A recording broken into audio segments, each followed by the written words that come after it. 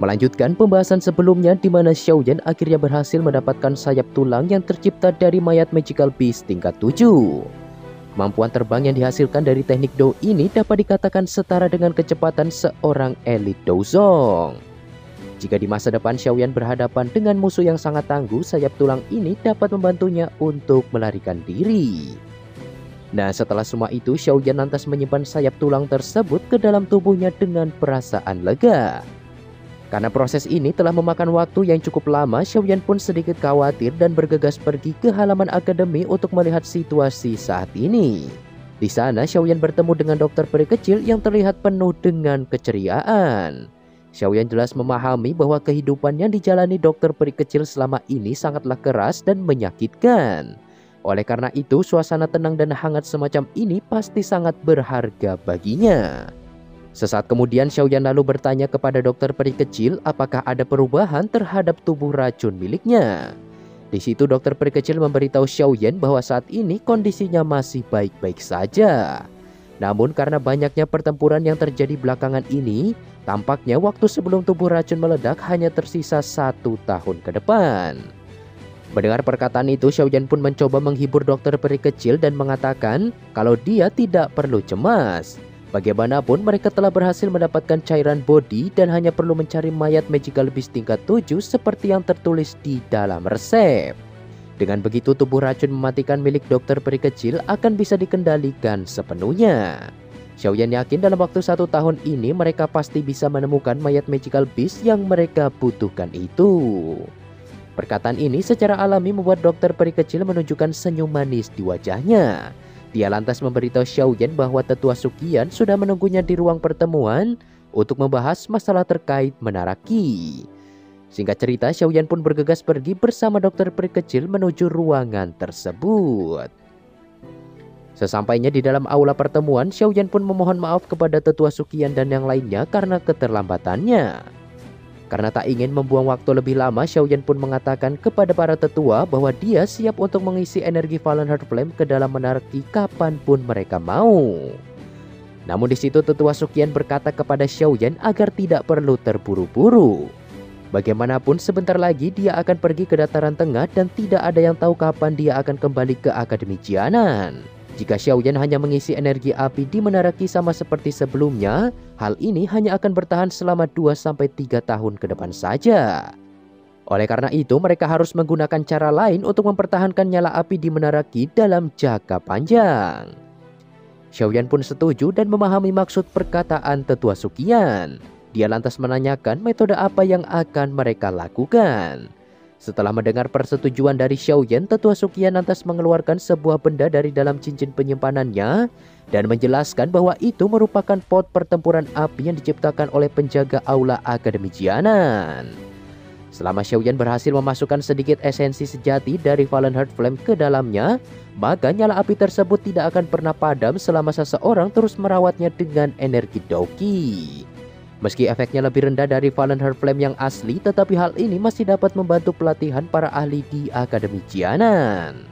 Namun proses pengambilan esensi sejati yang dikatakan tetua Suqian itu akan memberikan luka serius kepada Xiaoyan, bahkan membutuhkan waktu lama untuk menyembuhkannya. Oleh karena itu mereka pun tidak memaksa dan memberikan keputusan di tangan Xiaoyan. Tentu saja Xiaoyan langsung setuju dengan metode ini. Bagaimanapun Fallen Heart Flame pada awalnya adalah milik Akademi. Jadi wajar jika dia memberikan bantuan semacam itu. Tetua Suqian pun seketika tersenyum dan segera menyerahkan pot pertempuran api tersebut kepada Xiaoyan. Selang beberapa waktu, pintu aula pun tiba-tiba terbuka diiringi dengan munculnya Xiaoli, kakak kedua Xiaoyan. Di situ Xiaoli bergegas menghampiri Xiaoyan dan juga tetua Suqian yang berada di dalam ruangan dan mengatakan bahwa menurut informasi yang dia terima, Demon Flame Valley tampaknya telah menunjukkan beberapa pergerakan akhir-akhir ini. Sepertinya si bajingan Han Feng telah berhasil membujuk sang iblis hantu untuk keluar dari pengasingannya. Suasana di aula pertemuan yang awalnya santai seketika dipenuhi ketegangan begitu perkataan Xiaoli terdengar. Mereka semua jelas memahami situasi apa yang akan dihadapi Akademi Jianan jika orang tua itu sampai datang menyerang. Bagaimanapun Demon Flame Valley dan Akademi Jianan memang sudah memiliki konflik selama beberapa tahun ini. Ditambah dengan kematian Fang Yan dan dua tetua lainnya, kemungkinan besar sang iblis hantu kali ini akan turun tangan secara langsung untuk menyerang Akademi Jianan. Tatapan tetua Sukian pun perlahan berubah menjadi dingin. Jika saja kepala sekolah berada di akademi, sang iblis hantu pasti tidak akan berani bertindak sembrono, apalagi sampai berniat untuk menghancurkan akademi. Di situ tetua Sukian pun lantas menginstruksikan bahwa mulai saat ini Akademi Jianan akan memasuki keadaan siaga. Meskipun kepala sekolah tidak ada, mereka tentu tidak akan membiarkan pihak musuh bertindak sesuka hati mereka. Selain itu, tetua Sukian juga memerintahkan Xiaoli agar mengirimkan lebih banyak mata-mata untuk mengawasi pergerakan yang dilakukan oleh Demon Flame Valley. Tentu saja Xiaoli menerima perintah ini dengan senang hati. Bagaimanapun Akademi Jianan dan Gerbang Xiao berada di kubu yang sama. Jadi sudah sewajarnya mereka saling membantu untuk mengatasi ancaman semacam ini. Setelah diskusi berakhir, penjagaan di seluruh akademi pun terus meningkat.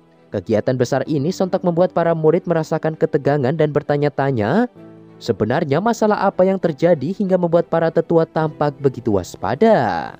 Tidak hanya di bagian dalam, Akademi Jianan juga memperkuat pertahanan yang ditempatkan di luar.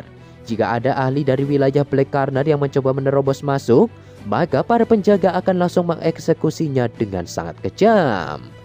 Tindakan yang dilakukan Akademi Jianan ini secara alami membuat fraksi-fraksi yang berada di sekitar menyadari bahwa semua ini pasti berkaitan dengan perebutan cairan body yang terjadi di kota Black Emperor sebelumnya. Siapa sangka iblis hantu yang tidak pernah muncul di wilayah Black Corner selama bertahun-tahun akhirnya bertindak dan berencana untuk menyerang Akademi Jianan. Berita penyerangan ini pun dengan cepat menyebar ke seluruh penjuru daerah. Sementara dunia luar telah berubah menjadi kegemparan karena aktivitas yang dilakukan Akademi Jianan. Xiaoyan dan yang lainnya pun tetap berada di Akademi Jianan dengan tenang sembari meningkatkan pertahanan di setiap bagiannya. Meskipun sang iblis hantu merupakan seorang elit Dozong bintang 7, tetapi bukan berarti Xiaoyan sama sekali tidak bisa melakukan perlawanan. Jika keadaan semakin memburuk, Xiaoyan pasti akan mengerahkan seluruh kemampuannya dan menggabungkan 3 api surgawi miliknya untuk menciptakan teratai Buddha 3 warna. Xiaoyan yakin serangan ini pasti akan mampu membuat sang iblis hantu menderita kerugian yang cukup besar. Selang beberapa waktu, Xiaoyan pun dapat merasakan kemunculan sekelompok aura yang sangat besar tiba-tiba muncul dari arah timur. Tampaknya sosok yang baru saja mereka bicarakan kini telah tiba dan siap untuk memulai pertempuran besar. Tak lama kemudian, sebuah suara pun terdengar di langit layaknya sebuah guntur yang mengatakan, Akademi Jianan, apakah kalian tidak berniat menyambut kedatangan leluhur ini? Tinju di bawah lengan baju Xiaoyan pun perlahan menjadi semakin keras begitu mendengar teriakan sang iblis hantu yang terus menguncang langit. Tidak bisa dipungkiri bahwa tekanan yang dirasakan Xiaoyan kali ini benar-benar sangat kuat dan belum pernah dia rasakan sebelumnya. Tampaknya musuh yang akan dia hadapi kali ini akan menjadi lawan terberat yang pernah dihadapi Xiaoyan. Seluruh tetua Akademi Jianan termasuk tetua Sukian pun seketika muncul di langit tepat di atas area di mana Xiaoyan berada. Tak lama setelah itu, sekelompok pasukan Demon Flame Valley yang datang pun berhenti dan menunjukkan wajah mereka di hadapan semua orang. Di antara banyaknya para ahli yang muncul, Xiaoyan terus memfokuskan pandangannya tepat ke arah 2 sosok manusia yang tergantung tepat di tengah-tengah pasukan tersebut. Mereka tidak lain adalah Han Feng dan juga iblis hantu sang pendiri Demon Flame Valley. Tekanan yang dipancarkan sang iblis hantu benar-benar membuat para murid dipenuhi rasa takut yang luar biasa. Tetua Sukian yang melihat pemandangan tidak menyenangkan ini pun segera menyapu pandangannya ke arah lelaki tua berambut merah di langit sembari berkata, tak kusangka setelah tidak bertemu selama bertahun-tahun kekuatanmu telah meningkat sebanyak ini. Mendengar perkataan tersebut, sang iblis hantu pun sedikit tertegun melihat tetua Sukian yang tampaknya juga telah menerobos ke tingkat Dozong. Padahal saat mereka bertemu terakhir kali, dia masih berada di puncak Do Huang. Sesaat kemudian, sang iblis hantu lantas meminta pihak Akademi Jianan agar menyerahkan seorang bocah bernama Xiaoyan kepadanya untuk mempertanggungjawabkan semua perbuatannya.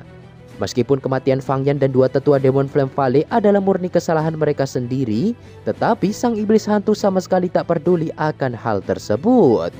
Jika tetua Sukian dan yang lain berani melindungi Xiaoyan, maka dia tidak akan segan-segan untuk meratakan Akademi Jianan saat itu juga. Mendengar perkataan sombong yang diucapkan lelaki tua tersebut, Xiaoyan pun akhirnya bertindak dan muncul di samping tetua Sukian. Tentu saja dokter peri kecil dan juga Xian tidak bisa tinggal diam dan bergegas mengikuti Xiaoyan terbang ke langit. Setelah kemunculannya, Han Feng lalu memberitahu kepada sang iblis hantu bahwa pemuda tersebut adalah Xiaoyan, orang yang sedang mereka cari.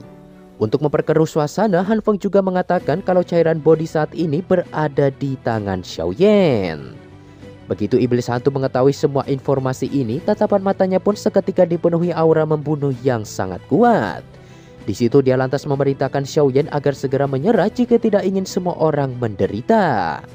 Sebagai tetua pertama yang berada di akademi, Tetua Suqian tentu tidak akan membiarkan Demon Flame Valley bertindak sesuka hati mereka. Meskipun Akademi Jianan harus membayar harga mahal, tetapi Tetua Suqian bersumpah bahwa hari ini mereka pasti akan membuat Demon Flame Valley lenyap dari muka bumi. Di samping itu, Xiaoyan jelas tahu bahwa motif kedatangan iblis hantu tersebut bukanlah perkara kematian Fang Yan, melainkan dia ingin merebut cairan body untuk dirinya sendiri. Nah, dikarenakan ketegangan di antara kedua belah pihak kini telah sampai pada puncaknya, sang iblis hantu pun mulai bertindak dan langsung melesatkan beberapa serangan kuat ke arah Xiaoyan. Melihat serangan tersebut, dokter peri kecil pun seketika muncul di hadapan Xiaoyan untuk menghadang serangan yang dilancarkan sang iblis hantu itu. Namun karena sang iblis hantu berada di bintang 7 Dozong, dokter peri kecil pun tampak kewalahan dan akhirnya dipaksa mundur saat benturan ini terjadi.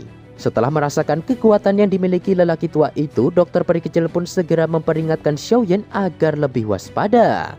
Dengan kekuatan yang dimiliki Xiaoyan saat ini, kemungkinan besar dia akan mengalami luka serius jika menerima serangan tersebut.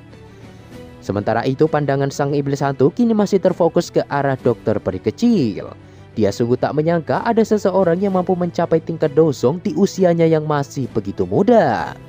Meski saat ini sang iblis hantu merupakan ahli kuat Dozong, tetapi jika dibandingkan dengan para ahli yang satu generasi dengannya seperti kepala sekolah Akademi Jianan yang sudah mencapai tingkat Dozun, dia bisa dikatakan sebagai peringkat terakhir. Oleh karena itu, bakat yang ditunjukkan dokter peri kecil ini secara alami membuat perasaan sang iblis hantu sangat bergejolak. Melihat amarah sang iblis hantu semakin meluap, Han Feng pun mulai bersuara dan mengatakan bahwa dia akan menangani Tetua Suqian sedangkan kelompok Xiaoyan akan diserahkan kepadanya. Sementara tekanan di langit terus berguncang, para murid Akademi Jianan yang menyaksikan dari bawah pun benar-benar dipenuhi kekaguman yang luar biasa terhadap Xiaoyan. Meskipun lawan yang akan dihadapi saat ini adalah monster tua dari wilayah Black Corner, tetapi dia sama sekali tak menunjukkan rasa takut sedikit pun. Keberanian semacam ini memang layak menjadi sosok legendaris yang diakui di Akademi Jianan. Melihat iblis hantu sudah mulai melakukan pergerakan, Tetua Suqian pun memperingatkan Xiaoyan agar terus berhati-hati. Meskipun Xiaoyan memiliki beberapa teknik Doug yang dapat bersaing dengan para elit Dozong, tetapi seorang Do Huang dan Dozong tetap memiliki perbedaan yang sangat signifikan. Singkat cerita, sang iblis hantu pun mulai melangkah menginjak kekosongan dan berjalan menuju ke arah Xiaoyan dengan penuh kesombongan. Di situ iblis hantu bahkan tidak segan-segan meminta Xiaoyan agar maju bersama dokter peri kecil untuk menghadapinya. Sementara itu di tempat lain, Han Feng juga ikut bergerak dan langsung menghadang pergerakan Tetua Suqian yang berniat membantu Xiaoyan. Untuk memastikan keselamatan para murid, Tetua Suqian lalu memerintahkan para tetua lainnya agar fokus mengawasi pergerakan para ahli dari Demon Flame Valley dan tidak perlu ikut campur dalam pertempurannya melawan Han Feng. Nah, setelah memberikan arahan tersebut, Tetua Suqian lantas melesatkan aura Doki ke arah Han Feng dengan kekuatan penuh. Tentu saja Han Feng tak tinggal diam dan segera menunjukkan kekuatan Dozong miliknya. Benturan yang dihasilkan dari kedua serangan ini sontak membuat para murid merasa ketakutan hingga terdiam membeku. Ini merupakan pertama kalinya mereka menyaksikan para elit Dozong bertarung satu sama lain.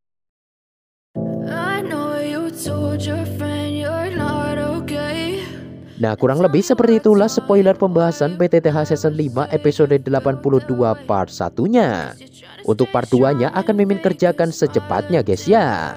Oke, mungkin cukup sekian dari Mimin. Thanks buat kalian yang sudah menonton video ini dan sampai berjumpa lagi di pembahasan selanjutnya.